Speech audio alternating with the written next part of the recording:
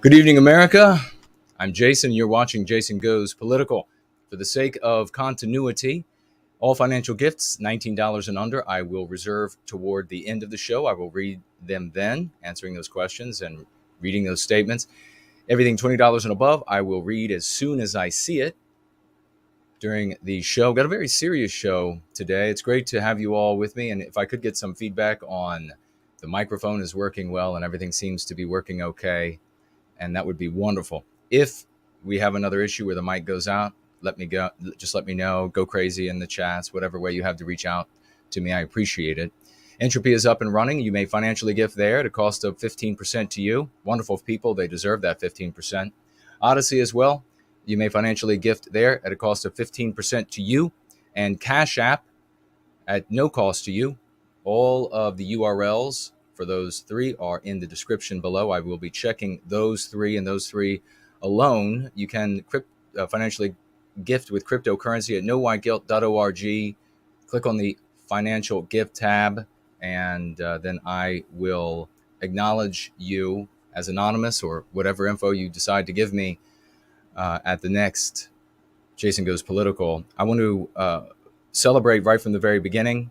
If we could get some raucous emojis and some 07s for Zanazak, who the other night when we were on Going Free, one of our Going Free gatherings on Sunday, doing a fundraiser for this very show right here so that we could get some advertising out on Gab. A little interesting piece of information there as well. I'll share in a minute. Zanazak financially gifted over on Odyssey $150. $150. First time financially gifting, maybe ever, but certainly over there and under that name. So we celebrate you, Zanazak. Thank you so very much for that. He had financially gifted not on the live stream page, but on the video page. And so it wasn't until after the stream, after the gathering, long after, that I found that $150 financial gift. Thank you so much, brother. And again, big salute to you. We'll go ahead and get underway. It's wonderful to see everybody who is here today. A little cozy little time together. It will be as serious as it is. You're looking into the face of treason, in my opinion, ladies and gentlemen. Cassidy, Hutchinson, Meadows aide Cassidy Hutchinson reveals, writes the New York Post, Donald Trump grabbed the wheel of the presidential limo on January 6, 2021, in a bid to join supporters marching on the Capitol to challenge the election results. Before I go any further, I've just got to say some things. First of all, I'm giving my opinion about all of these things. I don't have any facts to give. Only the mainstream media can do that, because apparently, when if you had a father and you paid for a driver, and the driver decided not to let your father go where your father's competent. He's not totally insane. Your father's competent, and your father wants to go somewhere, and the driver says, "No, we're not going there. We're going where I want to take you," and then you won't be allowed to leave that place. That is being abducted, and that is being imprisoned by the gentleman. So you can call this whatever you like, but we observed on Patriots Day that the president, Donald Trump, was at the lectern. He gave a great speech. There were a lot of questions about a lot of voting irregularities, whether those things ended up turning out that no, all of those people that had voted and Biden receiving the most votes that any president had ever received in all of history. And he did so by campaigning from his basement in a 3/4 comatose state that he is just always in. He did that. Maybe it ended up being that way, and that's perfectly legitimate. Quite honestly, I can't go and put my own two eyes on every ballot and every locale and every voting. Just of course, I can't. So I also am well aware that, and we all are well aware, and we just might as well say the truth, that the Democrats, with their anti-white ideology and all the anti-whites of various titles that they give themselves, various rubrics, are in charge. People lose their jobs. People when they contradict the Democrats and anti-whiteism, their ideology. They lose their jobs. They lose their ability to leave their homes. They lose their firearms. So they lose their rights. Everybody knows it. You lose your right to be able to speak because they're in charge. So if you say things that contradict what these absolute hoof-footed horned demons want you to believe and want promulgated, if you say anything other than that, they will come to destroy and shut down everything, demonstrating that they are absolutely in charge. Not white people for the benefit of white people, anti-whites for the benefit of anti-whites, which is what? The victimization of Western kind. We stood there on that day and we watched this man, senior citizen in his 70s, but still a brilliant individual, obviously had been a genius in his life and still very sharp all the way up to this day, extraordinarily lucid, pellucid maybe even. And we watched him deliver a speech in the midst of all of these questions, reports coming in with people saying they had evidence. Why not look at evidence? Why not take them? I mean, the anti-whites, the Democrats in this government can shut shit down. They can say, this isn't my president, to investigate connections with Russia with no evidence.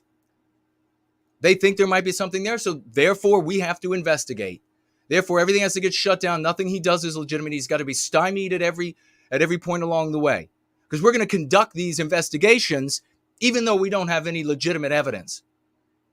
But when these votes came in and you had people at voting stations and you had all over the country and they were like, whoa, something very strange was happening. We got video of this and we got comments about that. And it was not a little bit. All of it, of course, turned out to be claims all obviously are totally fraudulent because the Democrats are in charge. All right. And people the day before, and we're going to get into that story. The people the day before this special session starts in the Patriots Day. I don't know, witch hunt, you want to call it? The day before, a guy who is in charge, the master of arms, suddenly dies. Yeah, he's an older man. I'm sure it was just chance. That he suddenly died. The guy who said that he thought that there were professional agitators. I'm sure it's just a coincidence. Because if I wasn't sure, the anti-whites would shut all of my social media down. The corrupt FBI would show up. Maybe I would suddenly die.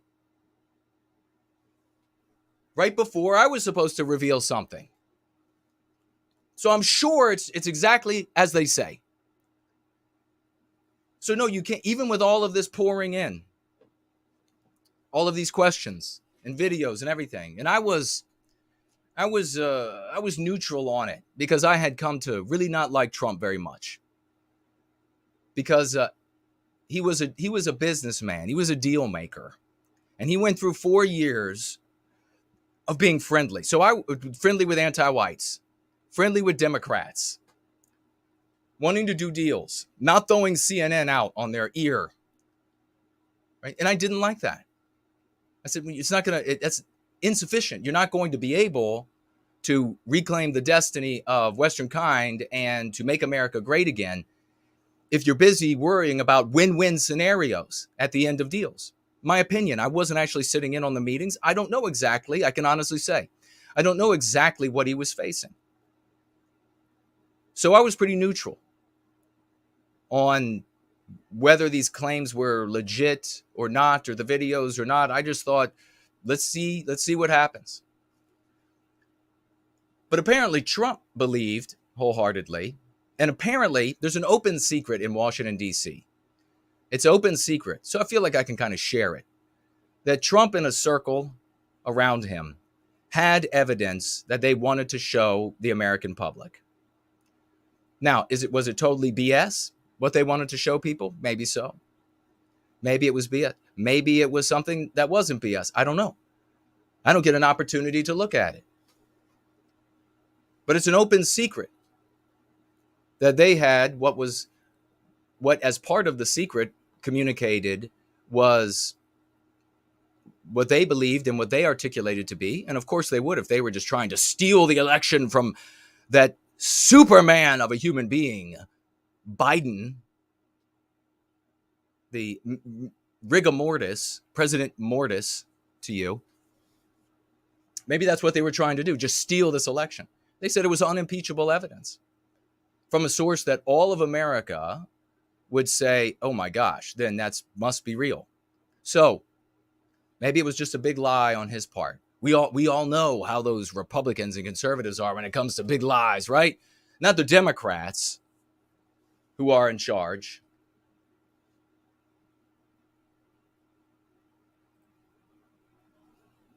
All right.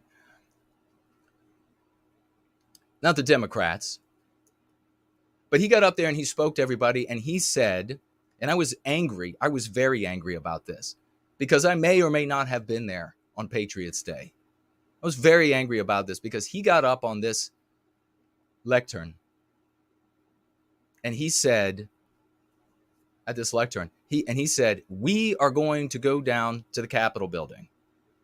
And I told you all what I envisioned would happen, that he would probably drive, but the car would be surrounded by people, and he would crawl along in a walk.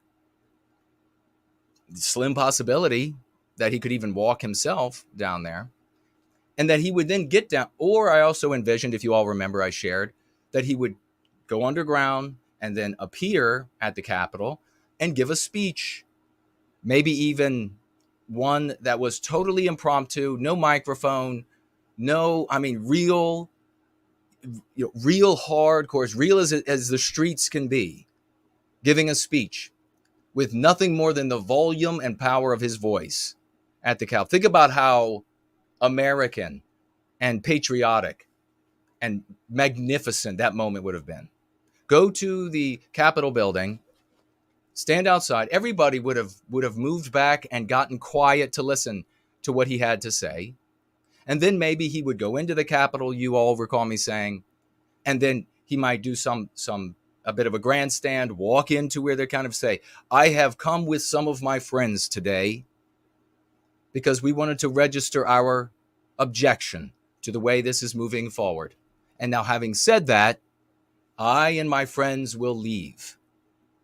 Having registered our objection here at the Capitol building, I and my friends, my tens of thousands of friends outside, we will all leave now. And then he would leave, and that would be, the crowd would disperse. Trump had left. He had been able to say what he wanted to say. For all I know, that is exactly what was on his mind. He and Mark Meadows and the other people in his inner ring. But that didn't happen that day. Afterward, we were left to wonder, did he put us out there? Did he put the people out there, Trump supporters, out on a branch, out on a plank that would swiftly be sawed off behind us, hang us out to dry? Because he said, we're going to go down. We are going down. And then didn't come down. He went to the White House. He went into the safety and security of the White House. Well, everybody else walked down there, and no organization, no, these like sort of impromptu entities that were there. But other than that, there was no organization of we'll stop, the line will be, but there was nonetheless lots of footage, increasingly hard to find through search engines like Google, but lots of footage of patriotic Americans waving flags and outside in the scores of thousands, and no damage being done outside. A lot of footage that showed that. So I can definitely give my opinion on that as well. And so we were rightfully pissed off about this, that this guy says, I'm going to go with you all down. We're going down. And then he said, what did he say? Something like the buildings are beautiful on Pennsylvania Avenue.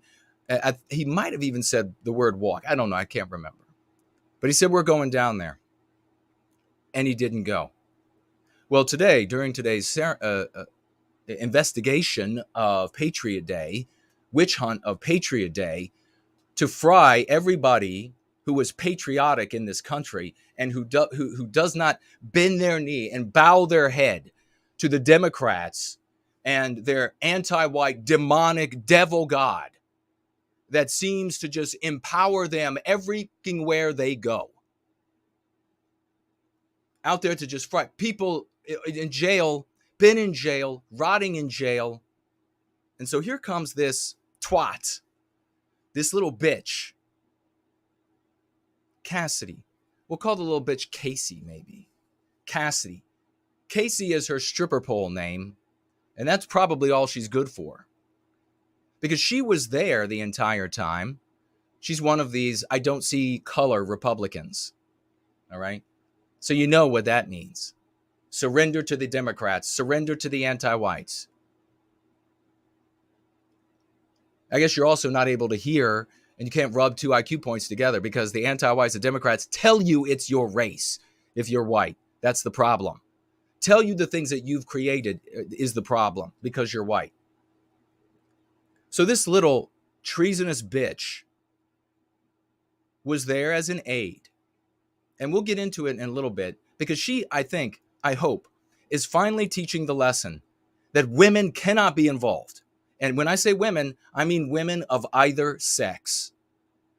Women can obviously not be involved, especially in something as serious as these high-level politics.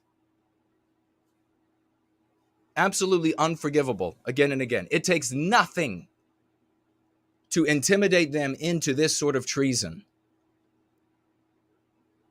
She didn't have, I will point out, no attorney sitting beside her that she consulted with every question.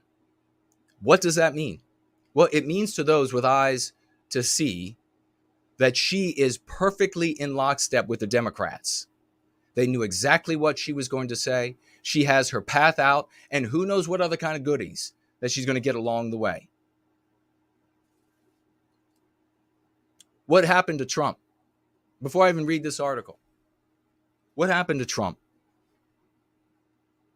And I swear, we got to get share this URL, because if we can't get some more people here, what's the use of me putting my freedom of speech, my right to defend myself with the Second Amendment, my freedom, and for not just being taken down by Democrats? What's the use of me putting that on the line if so few are going to give a shit about it?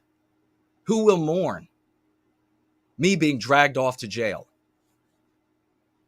Here's what happened. We all were expecting Donald Trump to either, as I say, drive down, walk down, or go underground and show up at the Capitol. He didn't make it. Not because we find out today for sure now, no more rumors, find out today for sure that he didn't want to go. No, we find out that he got into the presidential limousine called the Beast. And this was what is referred to as a OTR, I think it is. So it off the record movement, presidential movement. So in other words, it's not like spur of the moment. OTR versus scheduled movement means the scheduled movement means everybody's alerted about it. The off the record movement, presidential movement, means all of the security people, the inner echelon, everybody there knows, everybody needs to know. It wasn't like this guy was just saying, I'm just going to spur the moment. I'm going to go for a walk down the road. No, this was an OTR movement. So it was official. He got in the limousine, but somehow plans had been changed for him. And the driver, what was the guy's name? Engel? Bobby or something like this? Bobby Engel? Trump said, okay, we're going to the Capitol. He said, no, you're going home and I'm taking you. And he said, I'm the effing president. Now, this is this was Bobby Engel told Cassidy, and this is Cassidy's testimony today at the Patriot Day witch hunt conducted by the Democrats.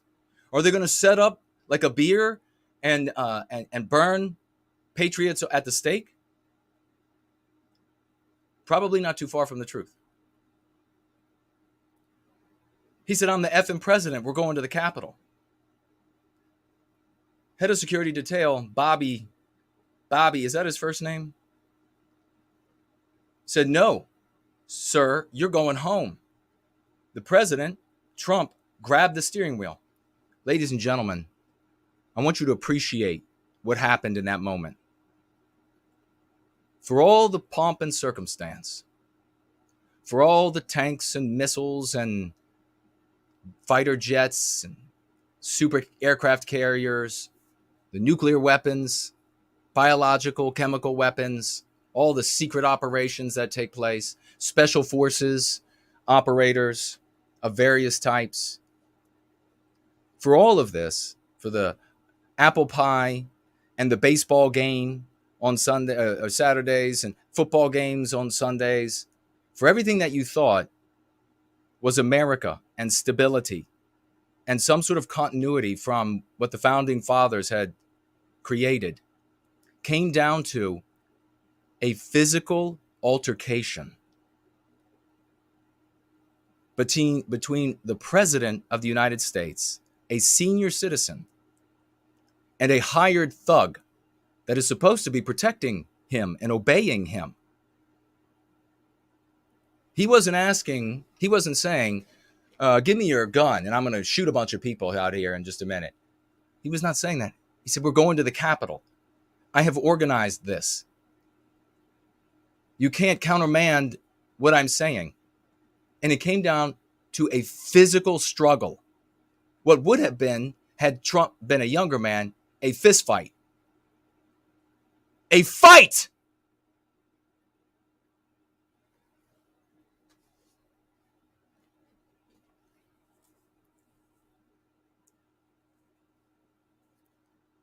The thug, Bobby, grabbed the president's arm and told him to let go of the steering wheel because he's taking him home.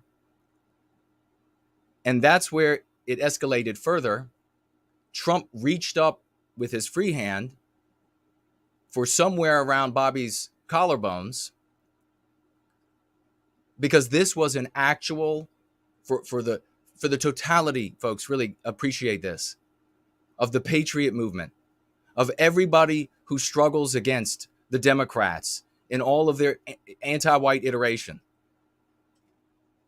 for all of the money spent, for all of the lectioneering, for all of the sloganeering, for all of the marches, for all of the banners, for all of the flags, for all of the campaigning, for all of that effort, came down to a fight in the front seat of a limousine, which a senior citizen didn't have a chance in hell of winning. Especially a senior citizen that has never known physical labor, has not ever really been in tip-top shape in his life. That's what it came down to. I have little doubt that Bobby grabbed the hand that went for his neck, and there are ways you can twist the wrist and cause severe pain. And Trump surrendered. The senior citizen in the front seat of a limousine, forced to go someplace he did not want to go, home, after they had planned an OTR movement.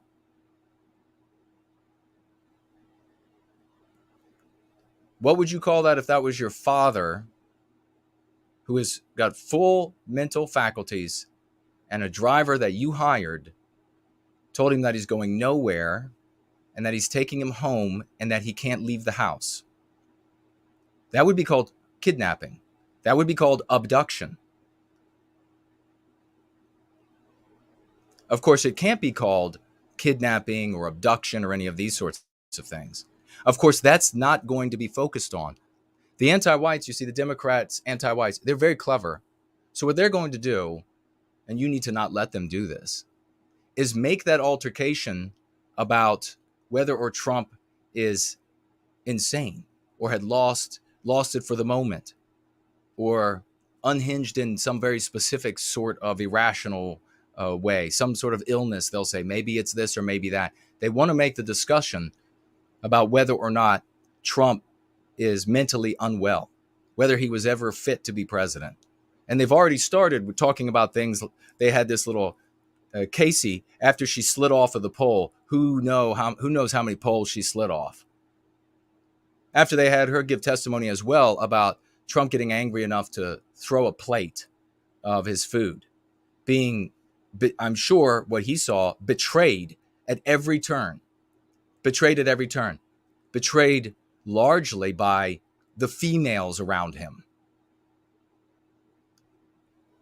And this little twat being one of them. And then he reached for the neck of a Secret Service agent who told him he had to return to the White House, according to testimony given Tuesday, just a few hours ago, and not far from here, by a former aide. AIDS is probably what she has. Cassidy Hutchinson, whose porno name is There's No Pole That She Won't Ride. I know it's a mouthful, but that's what she specializes in. Who worked for Trump, Chief of Staff Mark Meadows, relayed the shocking anecdote in testimony to the House Select Committee investigating the Patriots Day, in which Trump supporters disrupted certification of President Biden's election victory. You know, the people were getting pretty tired of having a way of life, of having forced on them, an anti-white way of life forced on them, never winning, never getting our way, always being shit on by these Democrats. Always the anti-whites win everywhere you look. You even want to look right now. They find in favor of the folks in New York so that you don't have to get a Democrat judge to say your life is valuable enough. The Supreme Court says your life, you can determine whether your life is valuable enough, not a Democrat judge. Oh, really? So Biden just signs this Protect or Save Our Communities a bill into law, which gives an ungodly sum of money for red flag law implementation, which is to take your firearms away. Anyone can do this to you. And there's no mechanism that I'm aware of and that the talking heads are aware of that I saw on television to get you your firearms back. What about Roe v. Wade? Supreme Court knocks that down. Well. They have the health or family health and women's health bill going through right now that will allow, force and will the states to comply with a policy that allows babies to be killed even after birth.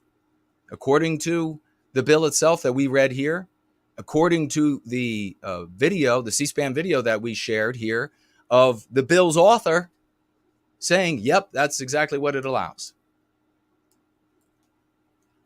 People are getting sick and tired of going home, sitting down and turning on the television, turning on the radio, looking on the internet, and having some Democrat freak up there, a freak because they're a Democrat and vote Democrat, telling them, well, no, none of you hundreds of thousands who are super passionate about this, and then the remaining millions who object to this, once again, none of you get to have your word. You don't get to have your day. Your voice doesn't get to be heard. You're just going to get what we give you.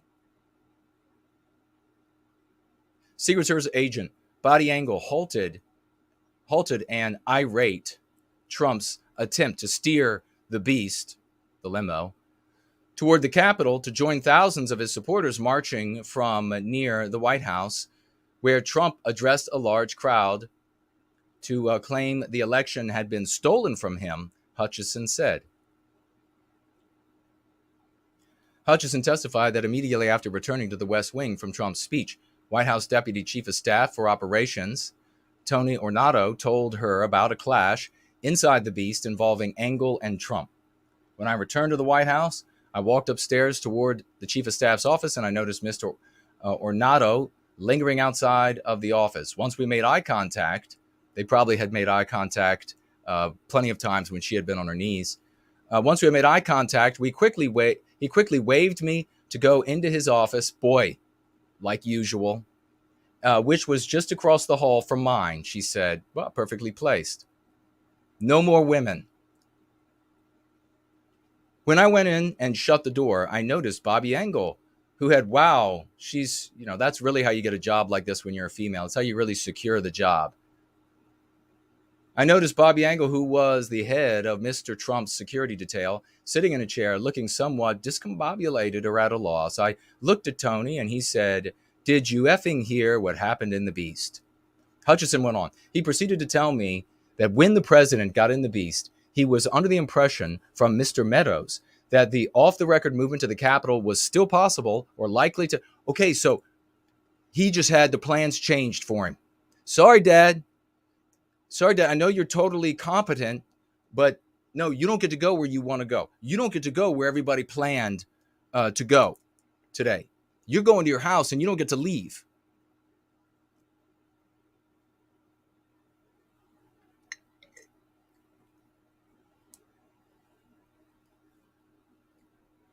Nobody had told Trump that the Secret Service determined it wasn't possible for the president to go to the Capitol. The aide explained.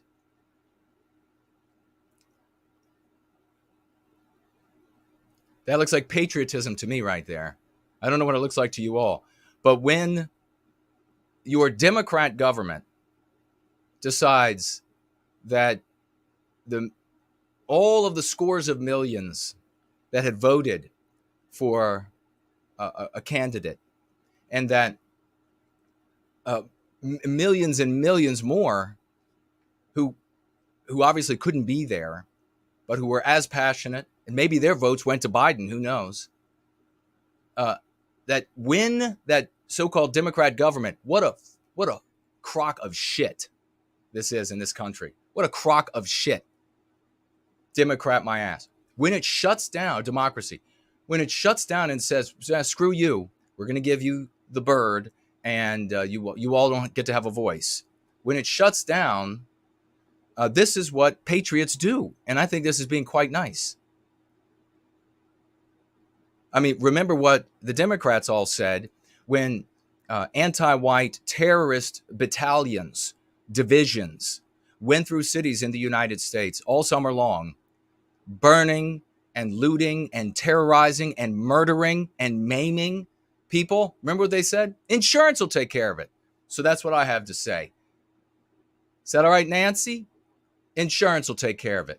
If you broken windows, insurance will take it. Insurance not going to get back that young lady's life who had her throat blown out from underneath of her head by a guy who already had already been investigated for mishandling his weapon and everything, and now he gets to just leave and have a wonderful retirement.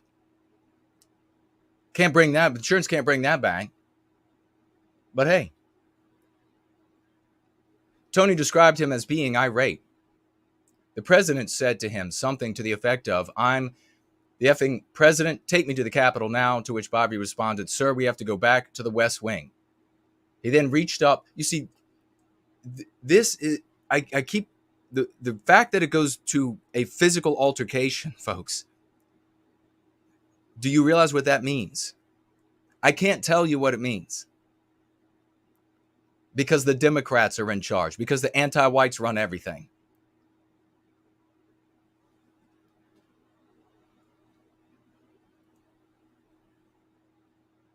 He then reached up the front wheel, grabbed the steering wheel. Mr. Engel grabbed his arm, said, sir, you need to take your hands off the steering wheel. We're going back to the West Wing. You don't get to make any decisions, bitch. They've all been made for you by the Democrats and anti-white Republicans. These decisions have all been made. Mr. Trump then used his free hand to lunge towards Bobby Engel. Trump was impeached by the House for allegedly inciting Patriots Day shortly before he left office. But he was acquitted by the Senate in a 57-43 vote. that fell short of the 2/3. So really quickly, I mean, I'm not going to read any more of this garbage. I'm going to get on to the next story, and then see what you all are saying, if anything. But I'm sick, and I'm sick of this as well.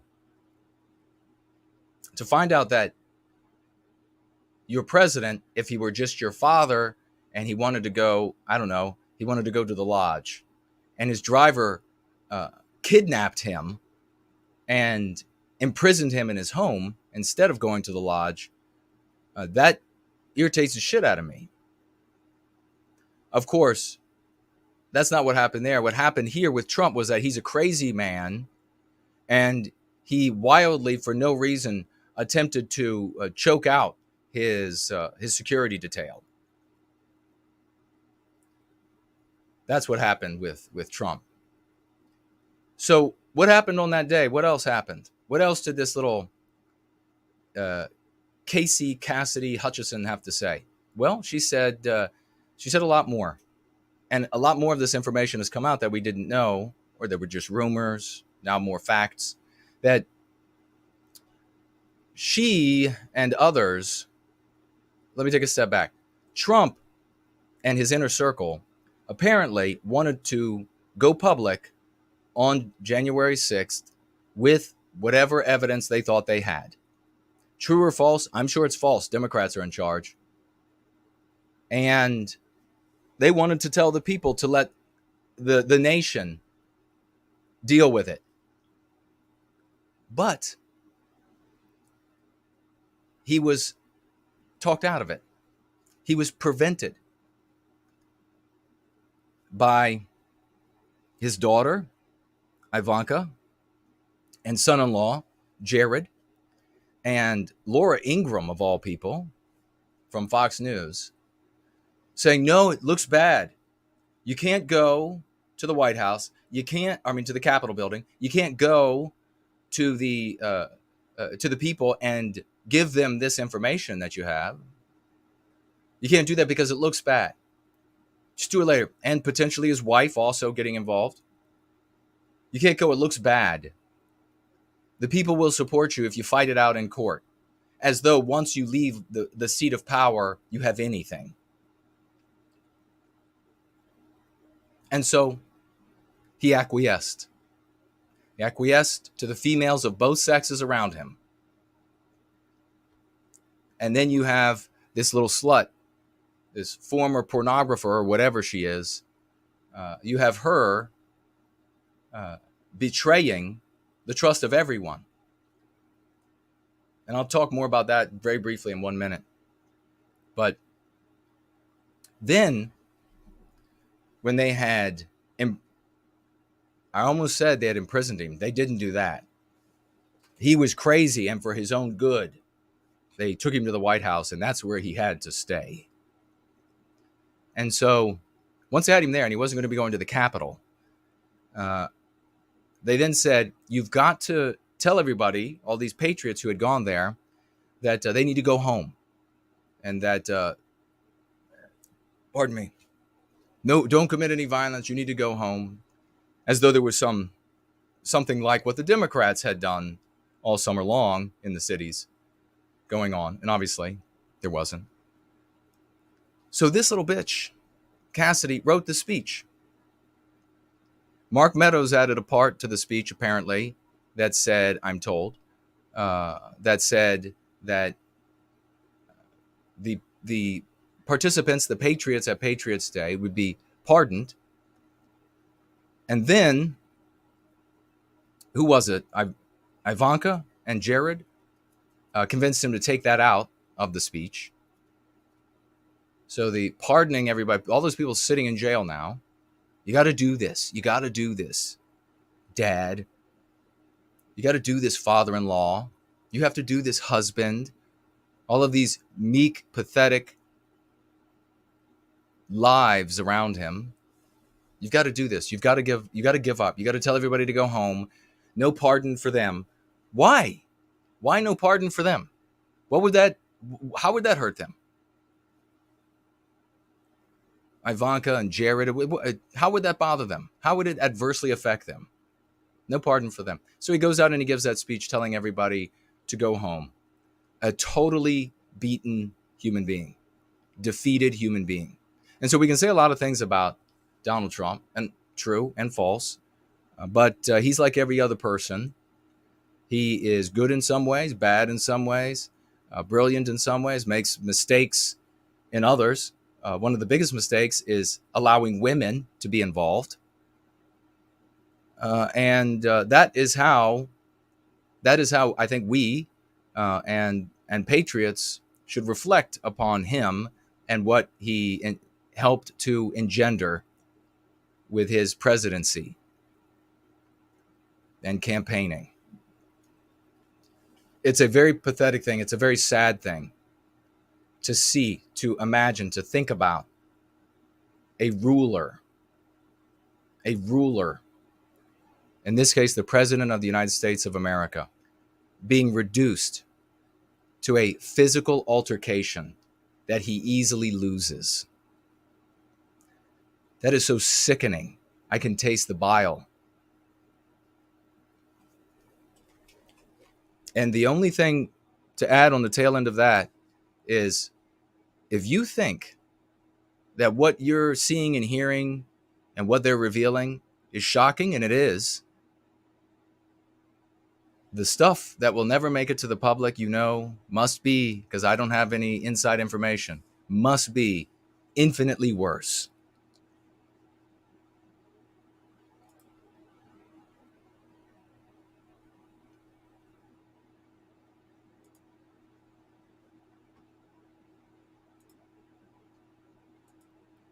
And here you have, from the Daily Mail, Senate Sergeant at Arms Michael Stenger, who was in charge of Capitol security on January 6th and who blamed, quote, professional agitators, dies suddenly, hours before today's surprise hearing moved up because of safety concerns for Mark Meadows' top aide.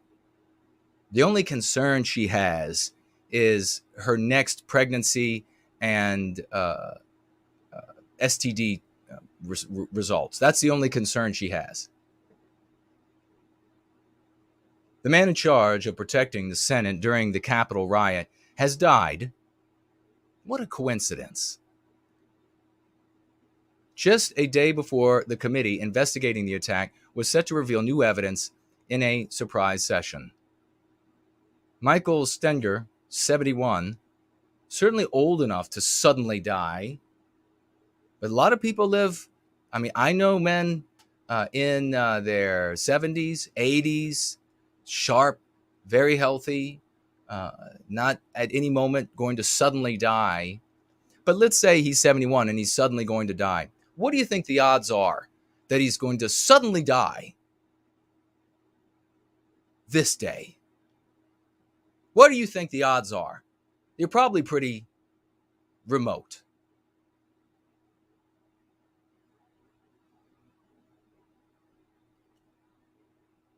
Dies on the day of the attempted, he was a sergeant of arms at the Senate on the day of Patriot Day. You are going to have to, and maybe, I don't know how this is going to end. Folks, you're going to have to call it what it is. You are going to have to own the language you use. You cannot keep using their language. And I know the folks who are going free, they get it and they're doing it. Everybody's going to have to get it and do it, though. Everybody. Because if you call it, as so many are calling it, what are they calling it? 1-6? Is that what they're calling it? And they call it insurrection. And these other malevolent sounding titles, they will win the history of what took place that day. He resigned amid criticism he had failed to react effectively to the building being overrun. His sudden death on Monday came the same day an unexpected additional hearing of the committee investigating the riot was announced. That's really interesting. That's all I'm going to say. Really interesting. This scene, here's the young man. This seems to happen a lot. This seems to happen a whole lot, doesn't it?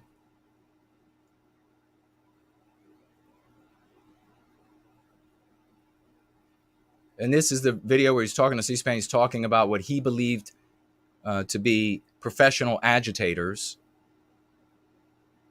in the group of Patriots. I'm sure it's all a lie because Democrats are in charge.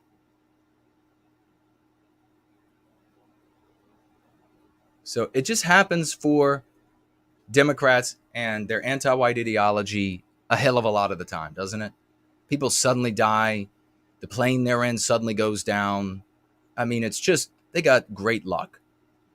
They've got some great luck when it comes to those who object to them. And then there's this, and I'll see what you all are saying.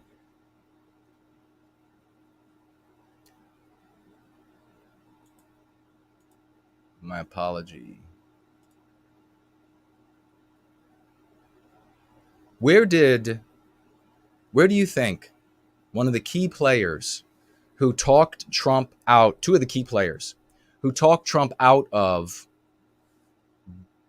going to the people with the information and telling them, by the way, that is also, if I failed to mention, he wanted to tell people why he didn't make it to the Capitol. They said, no, you can't tell them what really happened, what we just learned in the testimony today, that he wanted to go and then he was physically prevented from going. He apparently wanted to tell people that.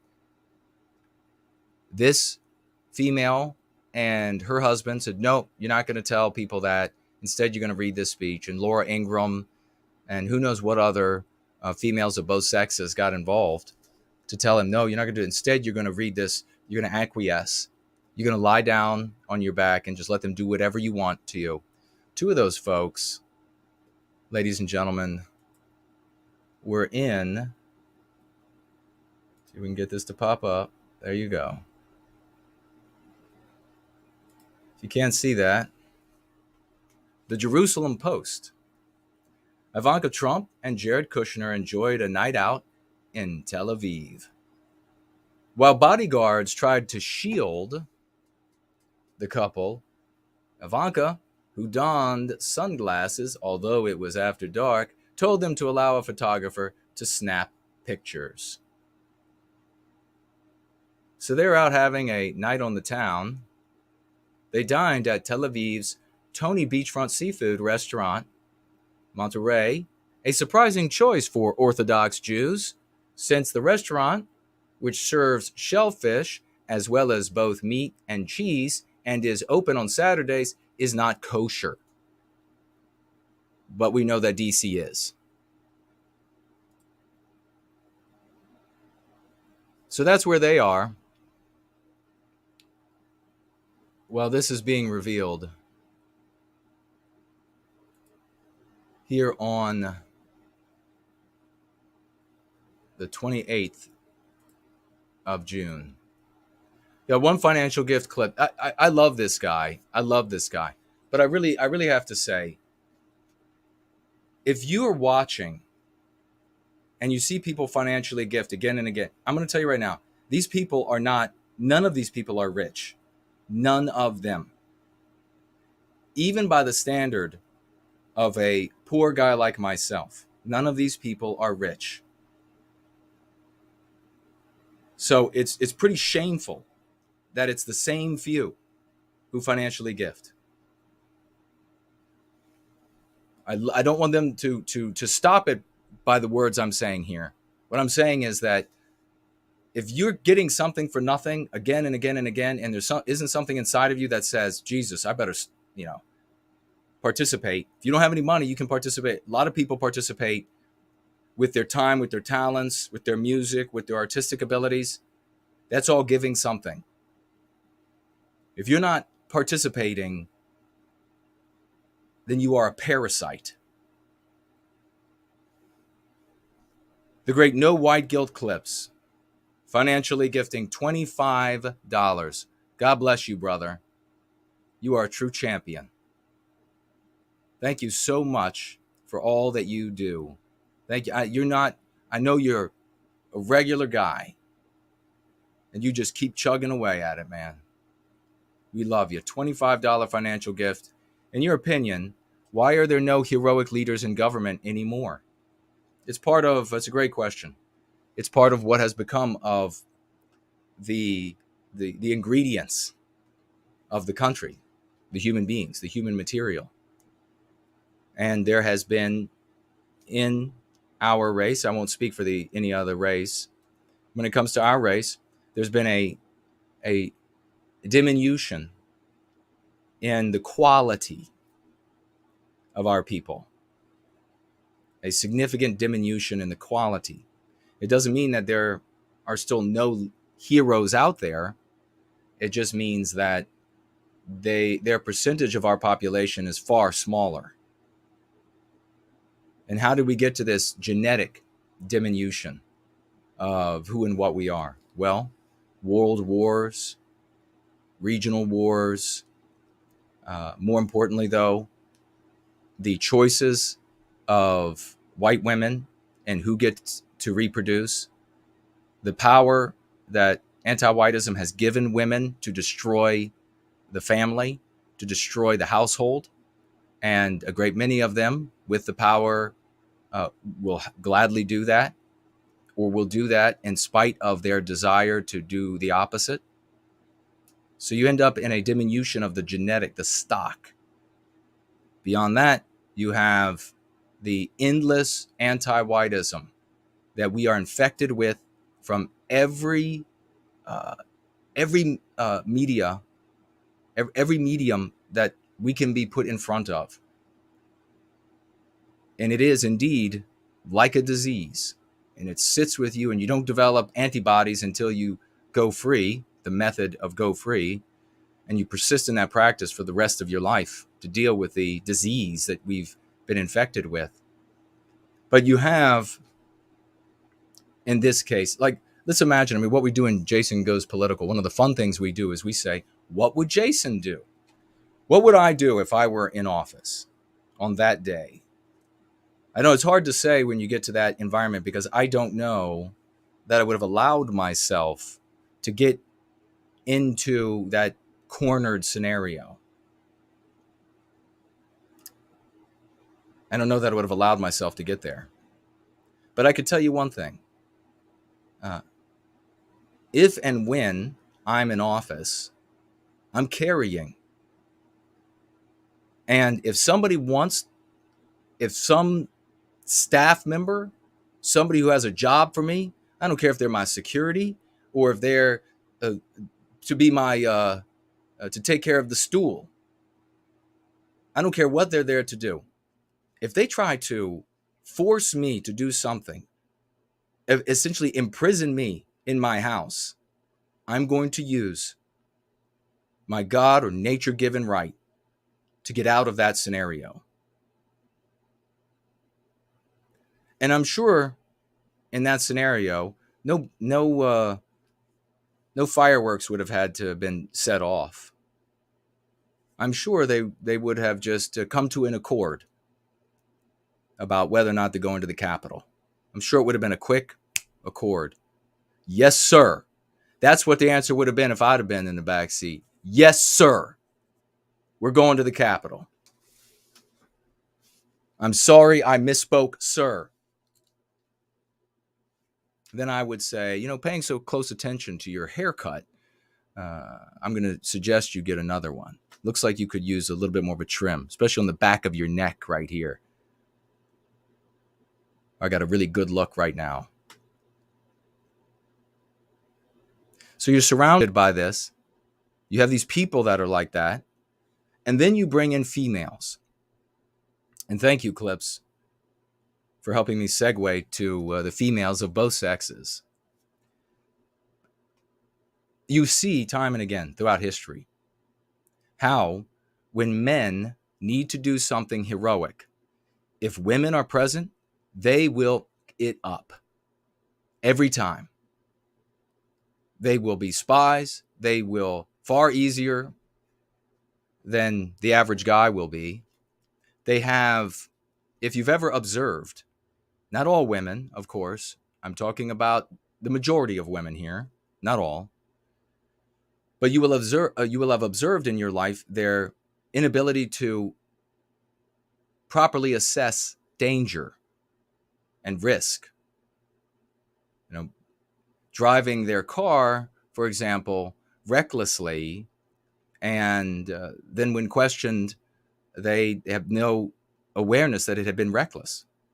That's just no awareness that they were about to lose or could have very easily lost control and killed somebody or killed themselves. And on and on and on. Countless examples. We could never wrap them all up. But where you bring women into something as serious as the situation that we're in now, into leadership roles, when you bring them in, and when I say leadership role, I mean present. Trump and these other people, Meadows and the rest, they made egregious errors by saying, oh, well, this good-looking little note taker here, it's my assistant, can sit here and listen to us speak about important things. Dons in the mafia would never do that. They would say, get out,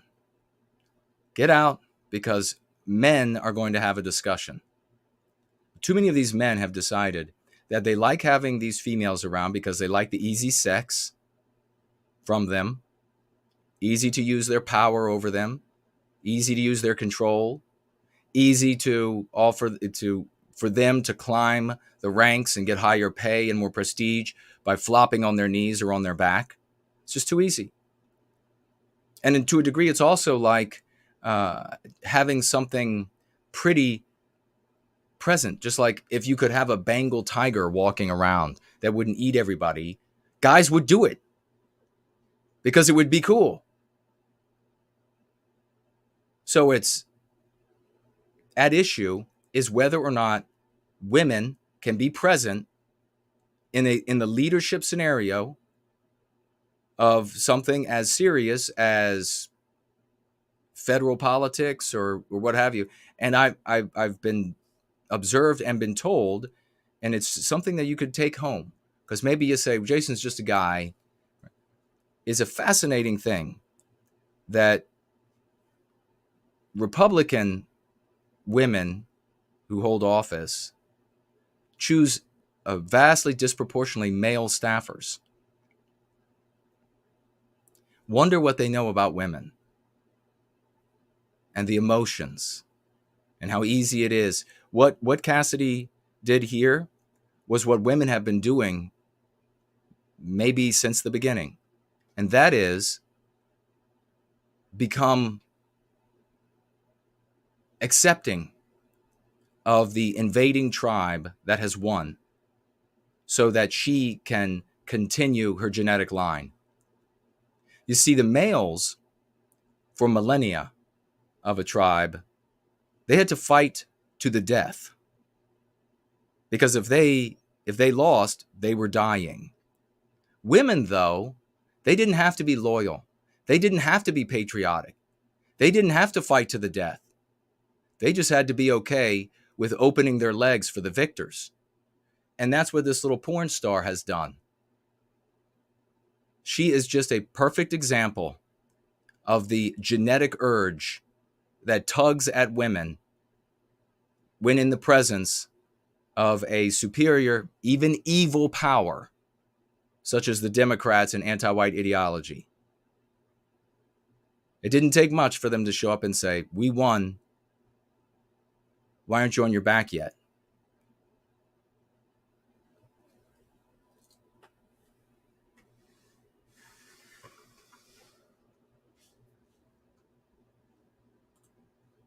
All right, looks like a couple folks over there at Odyssey. Hello to you. Hello to the couple of folks on DLive. Thank you, No White Gill Clips. Let me check over here and see what you all have said in the live chat as well in just a minute. We have the great Axis Mundi, who is a wonderful new participant in service to white well-being, financially gifting appropriately, my friends, appropriately, $17.76. $17.76. Well done. He says here, God bless Western kind and all Western nations. Amen to that. Thank you, brother. And we have Douglas, financially gifting, $10. Thank you. Really appreciate it. Means a lot to me. And we have Gus, also financially gifting $10. Thank you as well. It really means a lot to me to see folks step up.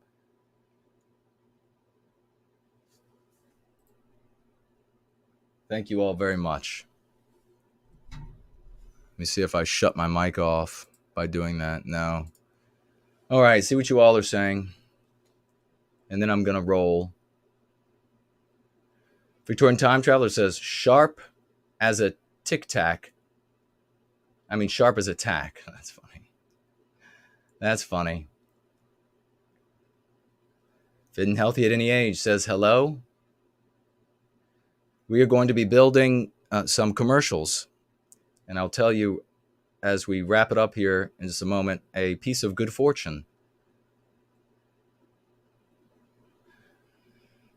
Time Traveler says, you know, somewhere between 14 and 50% of Roman emperors were gotten rid of by the Praetorian Guard. Is that right? Well, then that was who was really in charge all along.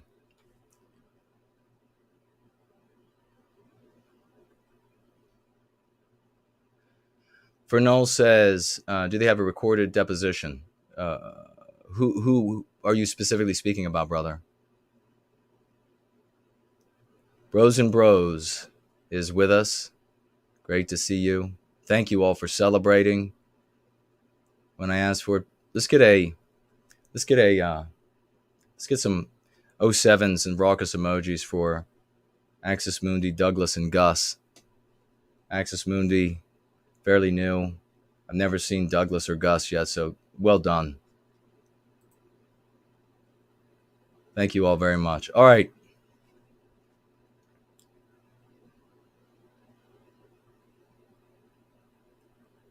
The guy who died, he did an interview. I don't know if it was sworn deposition.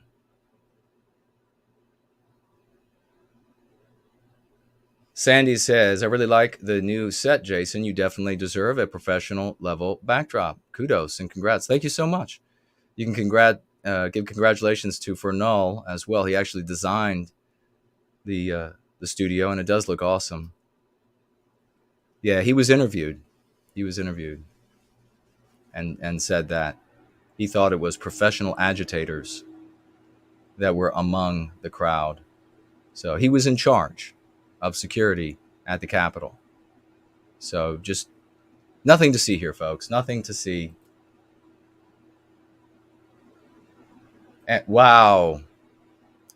A gentleman who is a long-time hero in service to white well-being, and just a real champ, a great person. Quebec, ladies and gentlemen, get out your raucous emojis. Get out your raucous emojis, please. Your 07s for Quebec, who just financially gifted $100. Brother, I really appreciate that. Thank you so much. It means a great deal to me when I know that what I'm doing and what I'm trying to do, what I've been doing for so long with against the headwind all along, what I'm doing right now while I'm sick, is meaningful to folks. I really appreciate it. I know you're a real champ. Thank you, brother. It's a great guy. Working class folks. You can't appreciate that. You know, somebody. I used to say it a lot, maybe a year ago, or more, that you if millionaires show up and they give you like 20 grand, who cares? That's nothing to them. That's nothing. I mean, on the receiving end, I'm talking about objectively looking down at it. 20 grand, multimillionaire is nothing. They're making money off money sitting idle, more money than that every year, in only one of their money-making vehicles. But when a working class guy throws 20 bucks, 10 bucks, 100 bucks, or woman, that means a lot. So thank you, brother. I really appreciate it.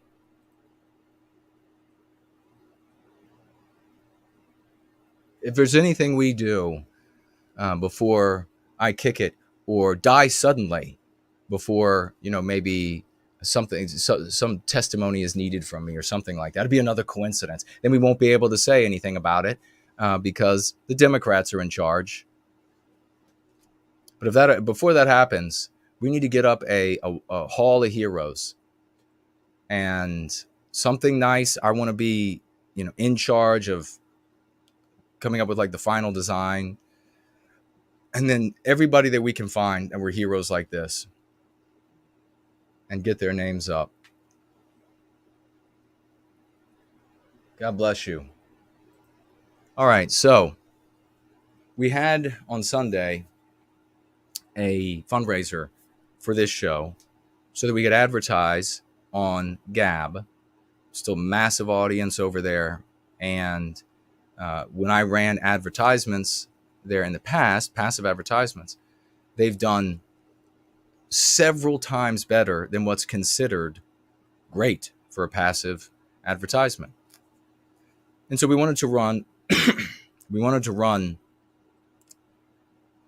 some ads over there to tell people about this specific show, to see if we can get some interest in it, specifically because I'm talking about politics. And if there's enough interest, then I'll keep doing the show to talk about politics and talk about things that we can do, very real things, rather than just here's the news, here's how it's bad, and some very real things that we can do. Or like the alternative is just some sort of bizarre conspiracy theory that gets you to sit on your ass and not do anything as well. And then if we get that interest, I'll keep going. And then potentially, if the interest is big enough, then I could use the show as a springboard to run for office. And specifically, I would pick a place to win in my bid for office. And then I would do things very different from the way that they have been done in politics. I mean, when we find out like Kevin McCarthy is shouting down the telephone saying, tell Trump he can't come here to the Capitol, or find something out like that, then I might put on a GoPro or have a staffer videotape me confronting him in a hall somewhere or at his office and letting him have it. And if he wants to, politics is not supposed to just be polite people, like i.e. Republicans, acquiescing, submitting to vulgar people, Democrats, nasty people, immoral people. That's not what politics is supposed to be. I don't know. I also don't believe that politics is supposed to be compliant, overly nice people on both sides. You are put into office by people who have voted for you to accomplish your objectives, not to get rich, not to make friends, not to be popular, not to be whatever it is. You are put there to accomplish objectives for which people voted for you. That might mean that you have to whoop some ass, figuratively and maybe otherwise. I mean, things have to change in a very big way for there to be any change. You are not dealing with storybook authors. You're dealing with the vilest, most immoral, low-life, criminally minded malefactors on planet Earth. You don't go to them and say, I'll give you yours if you give me mine.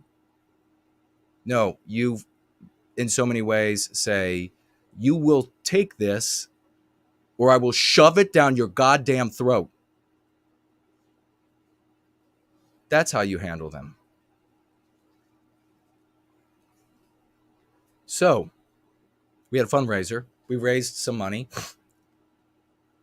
And I had tagged Andrew Torba, the creator of Gab, in the posts about the fundraiser. And then I said, I had no illusion that he would openly come out and say, oh yeah, I want to help you help you fundraise so that you get a ton of money to buy ad time from me. That just, right, it wouldn't look copacetic, right? But then, what was it, the next day? Naterific sends me an advertisement that's 2 hours old. And by the way, I said during the live stream, I think I said it twice, but at least once, I said, wouldn't it be great if Torba was watching this and then decided to say that whatever dollar you raise, I'll meet it. So if you raise $1,000, I'll meet you with $1,000. Well, he didn't do that, and I don't know that he did anything. But the next day, there was an advertisement on Gab by Torba that said 2 for 1 for advertising. Maybe that's just God's grace, or maybe that's a spiritual guy who's as smart as he seems to be. I don't know. But on that positive note, keep an eye out for those advertisements. Please help to spread them so that we can have a few more people than we normally get here over on my channel. And I know it's still early, but I will wish you all sweet dreams and good night, America.